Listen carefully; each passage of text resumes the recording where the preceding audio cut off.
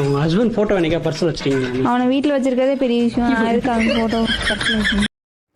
ஆமாம் ஆமாம், இது ஒரு காமெடிக்காக போட்டது தான், யாரும் தப்பாக நினச்சிக்காதீங்க. இன்றைக்கி காளானை பார்க்கலாம். இது இன்றைய காலம்தான் பாருங்கள். அப்புறம் ஒரு மருத்துவ டிப்ஸ் கொடுக்கலாம். டாக்டரு சொல்கிற கருத்து தான், சும்மா ஏதோ ஒரு கருத்து யாரோ ஒருத்தர் சொல்கிறதெல்லாம் கிடையாது, நல்ல கருத்து தான், அது கேளுங்க. இந்த காளான்கள்ல இருக்க சில வேதிப்பொருட்கள் இருக்கு. இந்த வேதிப்பொருட்கள்னால கொலஸ்ட்ரால் உற்பத்தி குறையுது நம்ம உடம்புல. ஸோ அதனால கொலஸ்ட்ரால் ப்ராப்ளம் இருக்கிறவங்க, அதிக கொலஸ்ட்ரால் ப்ராப்ளம் இருக்கிறவங்களுமே சேர்த்துக்க வேண்டிய ஒரு உணவு காளான் அப்படிங்கிறது தெரிய வருது. கேட்டிங்களா? இப்போ காளானை பார்க்கலாம் பாருங்கள்.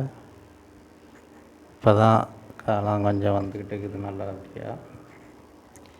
இப்படியே தொடர்ந்து பண்ண வேண்டியது தான்.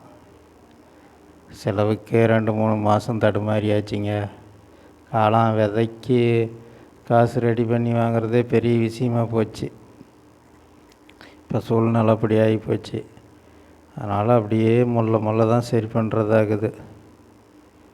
கடன் வாங்கி பண்ணுறதுக்கு எனக்கு விருப்பம் இல்லை.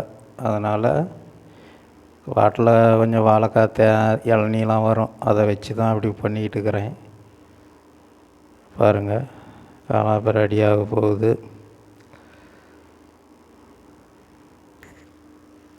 இனி சீக்கிரம் விதையை வாங்கி போட்டு அடுத்தது போட்டு வச்சா தான் மறுபடியும் வருமானம் வரும்.